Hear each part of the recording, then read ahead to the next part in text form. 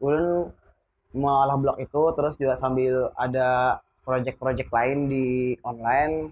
Jadi waktu itu ulun tuh di rumah aja, Pak. Di rumah aja. Habis kuliah tuh kan di rumah aja. Jadi gawean tuh paling dulu tuh dimodali gasan man warnet. Ulun pernah bisi warnet. Jadi waktu itu mau warnet, kemudian nanti mau komputer aja, tapi jadi duit. Lalu kuitan tuh mengira ulun ini main poker atau kayak judi online atau apa kan. Akhirnya disuruh begawi lah. Begawi di SMEA dan sampai detik ini kuitan akhirnya tahu kalau ulun tuh ada punya blog yang menghasilkan duit. Kalau pengen dikira sidin dulu itu kamu tuh jadi guru jagin, atau kan begawi jagin daripada main di muka komputer kan jadi apa-apa. Tapi kan akhirnya dengan adanya pembuktian dari segala usaha yang dilakukan, alhamdulillah beliau sekarang sudah mengerti.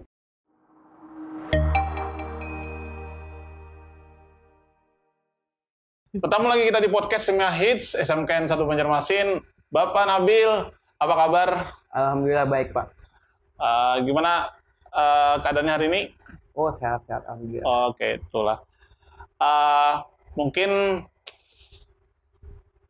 banyak yang melihat nih dari anak-anak kelas 10 mungkin kelas 11 yang mungkin kada kenal lawan Bapak Nabil nih karena hanya mengajar di kelas 12 saja. Nah, mungkin bisa disampaikan nih lawan Bapak Nabil nih apa nih namanya? Perkenalan lah dulu nih lawan audiens anak-anak siswa atau orang-orang yang pengen tahu lawan Bapak Nabil nih kayak apa, Gerang. Oke, Assalamualaikum warahmatullahi wabarakatuh.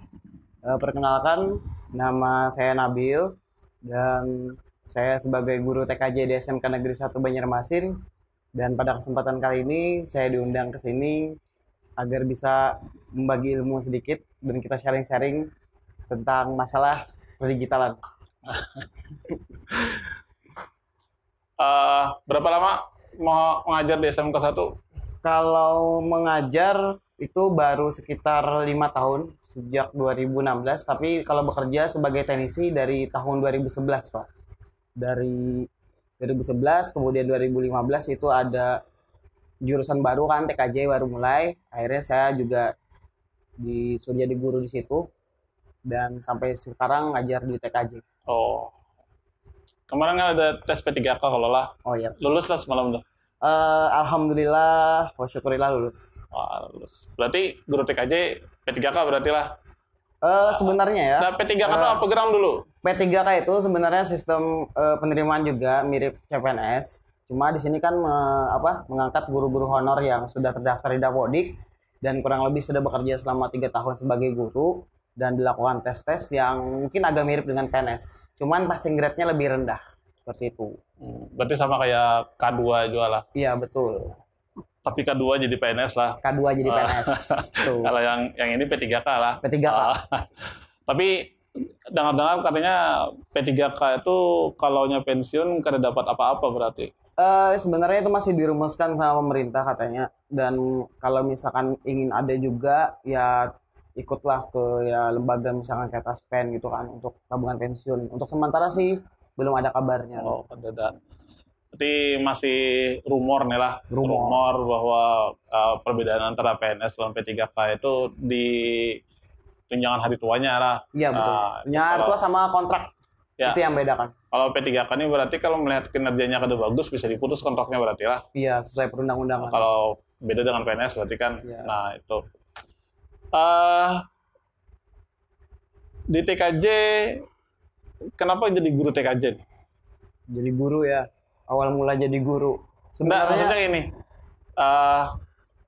Kan rasanya kan Eskom nih. Eskom ya, kan. Betul, Eskom betul, loh. Eskom itu kan kada basicnya kada guru nih kan. Iya, betul. Nah, awal mulanya di SMK 1 kayak apa kisahnya? Awal mulanya ya dulu itu selalu SMA kan basicnya nggak ada jurusan-jurusan komputer itu. SMA itu paling dulu belajar tentang Word kan, Corel seperti itu dasarnya. Terus waktu itu saya itu bukan milih di komputer Pak kuliahnya sebelumnya. Saya milih karena saya jurusan IPA di SMA. Jadi waktu itu saya lebih milih ke kedokteran. Tuh, ikut tes kedokteran. Alhamdulillah sih waktu itu sudah masuk peringkat lah untuk masuk kedokteran. Cuman saya gagalkan karena biayanya lumayan besar. Jadi akhirnya saya memutuskan untuk pindah ke komputer. Kada takutan darah lah. Bukan. Kada takutan disuntik lah. Kada. Insya Allah ada. Jadi akhirnya ya masuk jurusan komputer di STIMIK. Oh, STIMIK. Itu, terus kenapa jadi di SMK 1?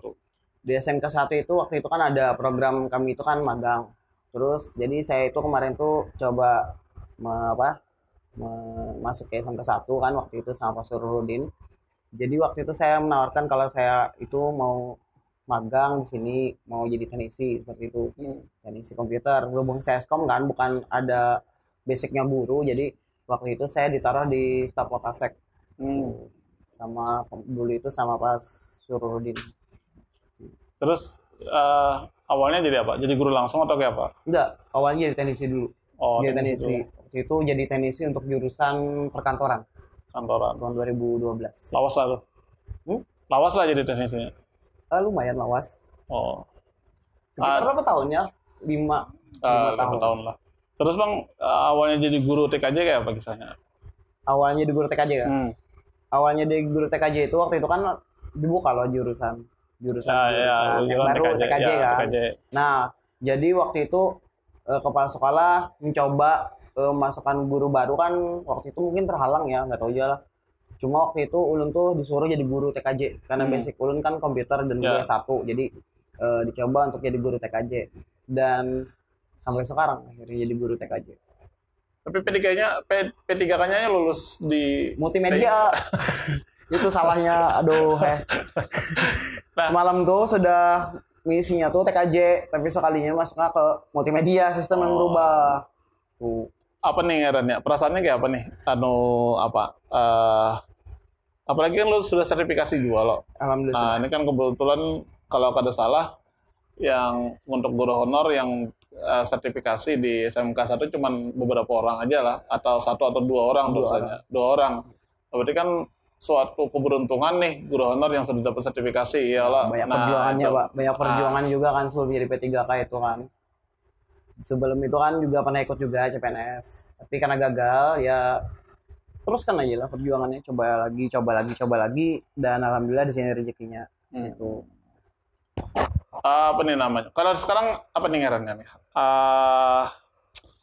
Sekarang basicnya apa gerak? Dan terus yang digawe di SMK 1 selain TKJ, ngajar guru TKJ apa? Saya lebih banyak mengurusi sistem di tim digitalisasi, Pak. Oh, itu. Sistem aplikasi kan, website dan lain-lain kayak gitu. Ada websitenya berarti? Website SMK 1. Dulu tahun 2014 saya yang bikinnya. Oh, SMK itu. 1, iya. Website SMK 1 berarti lah. Sistem-sistem yang lain juga ada. Oh, ada lagi. Harapannya Bang, kira-kira nih setelah P3K nih harapannya kayak apa gerak? Harapannya sih tetap profesional aja bekerja ya kan. Mudah-mudahan bisa menularkan keahlian dan juga sharing sama pegawai kan, tim digital, dan juga kepada murid biar ilmunya bisa berguna gitu. Dan juga mungkin kalau misalkan juga bisa membawa SMK 1 namanya menjadi lebih bagus karena pengolahan digitalnya juga bagus seperti itu. Nah, itu kan basicnya ada guru kalau lah. Ya. Nah, awal-awal tuh rasanya kayak apa ya? Bisa dikisahkan lah. Awal-awal rasanya jadi guru tuh kayak apa? Waktu itu gugup, Pak. Pertama tuh gugup karena belum bisa public speaking. Public speaking di hadapan murid tuh masih gugup. Jadi terus itu, kayak apa menghadapinya tuh? Ya, buat enjoy aja. Misalkan anggap aja murid itu kayak adik-adik kita tuh kan, madahi murid tuh kayak ini. Ini SMA sudah ada SMP lagi itu. Dengar dari selentingan tuh termasuk guru penyarikan juga. Ya kalau itulah sesuai tempat dan waktu lah. Itu kan tujuannya untuk untuk membuat murid itu mengerti kalau ada sesuatu yang dikerjakan harus ada konsekuensi. Misalkan kalau dia ada berbuat salah, atau misalkan nilai dia kurang, kita beri kesempatan, tapi ternyata dia tidak memanfaatkan kesempatan kan, wajar, dan itu pun tidak berbau fisik kok. Oh, itu. Yang penting mental dia kuat. Nah, ada program-program lah kira-kira yang kemungkinan besar tuh ada, misalnya gini, ada rencana lah di dalam pikiran Bapak nih hendak apa gerang dalam bentuk teknologi informasinya SMK 1 nih, kira-kira harapannya kayak apa gerang? Sebetulnya sistem yang ada udah bagus, cuman alangkah bagusnya dari sistem pengelolaan akademik. Karena kan banyak, dulu kan saya juga waktu sertifikasi itu kan ke Jogja, Pak. Di Jogja itu kan saya magang di sekolah SMK juga, dan di sana ada sistem e-learningnya yang terintegrasi untuk semua guru, memudahkan guru, bahan ngajarnya ada di situ, terus bertugas di situ ya kan, terus juga ada semacam interaksi komunikasi dengan murid di situ juga ada, jadi semacam sekolah bentuk virtual, apalagi kan masa pandemi kayak gini. Tapi kan waktu PPG kemarin itu berarti kan belum COVID loh. Belum itu. Tapi sudah ada di sana. Sudah ada di sana. Bisa ada sedikit mungkin fungsi dari yang dimaksud tuh apa, kayak apa gitu nah. Fungsinya kayak gini kan, kalau kita lihat kan kebanyakan guru kan menggunakan sistem yang berbeda-beda. Saya sebut aja ya, misalkan ada yang menggunakan Teams, ada yang menggunakan Google Meet, bahkan ada yang menggunakan Webex, Zoom, dan lain-lain. Nah, dengan ada sistem itu, semua guru bisa jadi satu di situ. Jadi murid itu tidak perlu lagi untuk membuat akun banyak-banyak, Pak. Jadi cukup satu e-learning sampai dia lulus dan dia bisa berinteraksi dengan gurunya di situ. Itu menghemat waktu sebenarnya juga. Pernah masuk ke situ juga lah. Ya. Maksudnya masuk itu dalam artian menggunakan aplikasi yang dimaksudnya. Pernah. Maksudnya sistemnya tuh kayak apa? Sistemnya sebenarnya di dalam sistem e-learning itu. Ya, ada apa aja itu misalnya di dalam itu misalnya bisa apa aja, ada apa aja. Apakah itu misalnya samakah dengan e-learning yang kita pakai di SMK 1 nih, kira-kira sama atau ada lebihnya itu?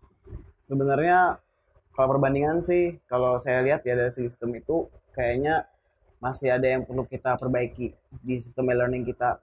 Yang pertama kan kalau di sana kita memudahkan sistem yang tahu lah, waktu itu diberi akun sama guru Pamong kan, terus masuk ke akunnya, di situ tuh ada macam-macam modul. Pertama modul per mapel, guru-guru punya akun, siswa punya akun.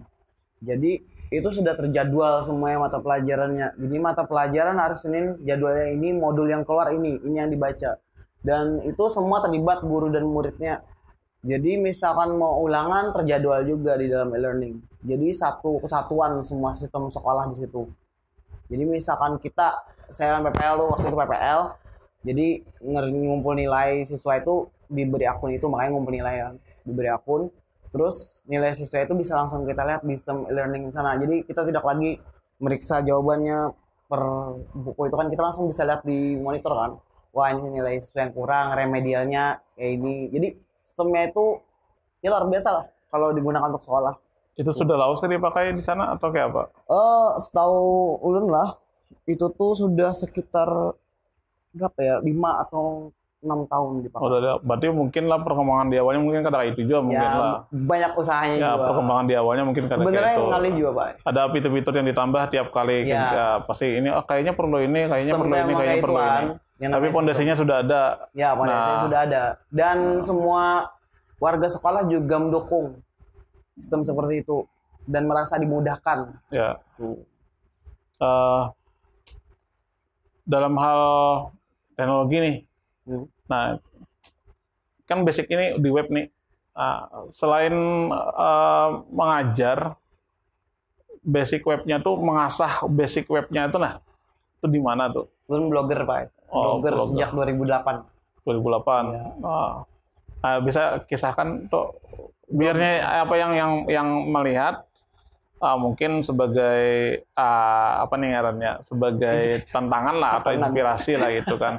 Yang aku hendak juga yang kayak ini ya. Misalnya ada yang hendak ini, misalnya ada anak-anak siswa-siswa kita yang kelas 10, kelas 11. Kayaknya bagus nih kalau jadi blogger nih, ini suka mengetik misalnya atau suka bercerita misalnya kan. Nah, bisa mungkin sampaikan aja kayak apa tuh caranya hendak kayak itu tuh awalnya kayak apa gerang? Sebenarnya ada hubungannya lo dulu jadi Dismea ini. Waktu itu kan Ulun di kuliah itu melihat kawan menulis artikel. Waktu itu zamannya kan Friendster kan, Facebook masih baru. Terus kawan tuh madai, ini nah blog ini kalau kamu nulis apa aja di sini, kalau jadi duit tuh. Kalau kamu bisa website, bisa aplikasi, bisa blog yang dasar tulisan itu bisa jadi duit. Baik AdSense, sponsor dan lain-lain. Nah, waktu itu tertarik mencoba, Bay. Waktu itu masih pakai Blogspot, masih gratisan loh. Coba itu masih ya blog-blog awal itu kan pasti hendak kita bagusi jasannya, lain-lain kayak itu. Terus coba-coba 2008 sampai 2010 itu baru berani buka domain.com. Makanya blog yang pertama pun itu rasakan.com. Itu blog perjuangan. Soalnya di situ semuanya sudah saya kerjakan sejak awal. Kemudian akhirnya karena saya melihat memang ada potensinya, terus kemudian kawan itu madai waktu itu ada yang namanya broker Ediblock Network di Jakarta menawarkan kerjasama dengan blogger di Banjarmasin. Waktu itu Lun juga pernah membuka Blogisius Banjarmasin, panitia blogger di Surabaya, dan juga pernah ketemu juga sama Raditya Dika. Waktu itu inspirasi Ulun tuh Raditya Dika waktu nulis di 2008 itu. Jadi terus berkembang, akhirnya merasa satu blog ini sudah menghasilkan, dan saya buat cabang baru lagi, blog-blog yang ada lagi, sampai sekitar 40 blog. Tuh. Ada siswa kita yang 4 lah. Pernah misalnya pernah umpat atau melihat molah web nih kayak apa, ada siswa yang dilajari secara privat atau secara apa itu? Kalau ada selingan-selingan mereka ulun ajari juga. Ulun ajari misalkan ada juga siswa yang sudah jadi baik, ada 3 orang yang ikut jejak ulun lah jadi blogger, dan alhamdulillah biaya kuliahnya sekarang pakai itu aja, pakai dari hasil usahanya. Nah, berarti kan ini ada inspirasi nih kan berkaitan lawan blog nih masih untuk tahun 2021 kalau anak memulai masih menghasilkan berarti belum terlambat lagi. Nah, kira-kira apa-apa aja yang diperlukan nih biar nyaman yang melihat ini bisa aku misalnya sudah ada ini, aku sudah ada ini, tinggal keinginan hati aja lagi nih. Nah, kira-kira apa aja gerang yang diperlukan tuh? Dari softwarenya, mungkin dari hardwarenya, nah, mungkin itu bisa. Artinya kan siswa-siswa kita atau yang lain nih yang melihat podcast kita nih, aku sudah ada nih. Jadi tinggal keinginan hati aja lagi. Nah, kira-kira hal pertama yang diperlukan apa? Yang diperlukan itu sebenarnya apa ya? Rajin. Apa aja kerjaan itu kan pasti rajin. Kalau kada rajin ya akhirnya setengah-setengah hasilnya. Tuh rajin, terus apa ya namanya itu, kita itu harus tahu passion kita di mana. Kalau misalkan kita banyak siswa itu yang anak belajar online tuh, pertama pasti tujuannya untuk duit. Itu pasti dari munafik, itu pasti untuk duit. Menghasilkan suatu karya pasti untuk duit. Misalkan blog Bapak Nabil sudah jadi duit, kenapa blog ulun kada? Siapa caranya Pak? Pelajari pang kami, itu pasti kayak itu caranya pertama. Dan itu malah waktu dilajari malah timbul kebosanan, karena yang capai itu kada bakal dapat kalau kita tuh kada konsisten. Pertama konsisten, terus kita rajin, dan juga harus mencari inspirasi yang malah kita tuh jadi semangat gitu mengerjakannya. Karena ulun sendiri aja lah untuk menghasilkan blog itu butuh waktu 4 tahun baru bisa menghasilkan. Udah waktu 4 tahun itu kan ulun mengolah blog itu, terus juga sambil ada project-project lain di online. Jadi waktu itu ulun tuh di rumah aja Pak. Di rumah aja. Habis kuliah tuh kan di rumah aja. Jadi gawean tuh paling dulu tuh dimodali gasan warnet. Ulun pernah bisa warnet. Jadi waktu itu mau warnet. Kemudian ulun mau komputer aja, tapi jadi duit. Lalu kuitan tuh mengira ulun ini main poker atau kayak judi online atau apa kan. Akhirnya disuruh begawi lah. Begawi di SMEA, dan sampai detik ini kuitan akhirnya tahu kalau ulun tuh ada punya blog yang menghasilkan duit. Kalau pengen dikira sidin dulu itu kamu tuh jadi guru jagin, atau kan begawi jagin, daripada main di muka komputer kan jadi apa-apa. Tapi kan akhirnya dengan adanya pembuktian dari segala usaha yang dilakukan, alhamdulillah beliau sekarang sudah mengerti. Ya, artinya berarti hasil yang dicapai itu kada instan berarti. Itu perlu waktu berarti lah. Nah, mungkin Ini kan yang kusambat dari awal tadi nih, gasan menyemangati siswa-siswa atau orang-orang yang melihat kegiatan podcast kita nih, hendak memulai itu, nah, ini kiap bergerang, nah itu tuh, ada triknya lah, biar apa ya ngarannya lah, biar siswa ini kada bosan atau harus ada bakat dulu. Kalau bakat semua orang nulis pasti bisa nulis loh, Pak. Sekarang tergantung dari konsistensi sebenarnya, dari disiplin diri. Kalau misalkan diri kita ingin sukses ya pasti harus ada usaha di baliknya. Kalau misalkan kita cuma nulis dapat duit, orang gini mau, Pak. Banyak orang mau kayak itu. Misalkan ada tawaran dari sponsor masuk biaya nulis atau copy paste aja yang melakukan sekarang kayak itu dapat duit mah nyamannya aja. Tapi di balik itu ada usaha lagi yang lebih, effortnya harus banyak untuk bisa jadi kayak itu. Misalkan nih murid itu punya kesukaan. Nah, ulun beri tipsnya lah. Ya. Tipsnya kayak ini. Yang pertama kalau ada basic passion, misalkan kesukaan, misalkan kita ketujuh nih, lawan handphone lah. Kita ketujuh melihat handphone, ketujuh mereview, melihat orang review. Kenapa kada kita tulis aja?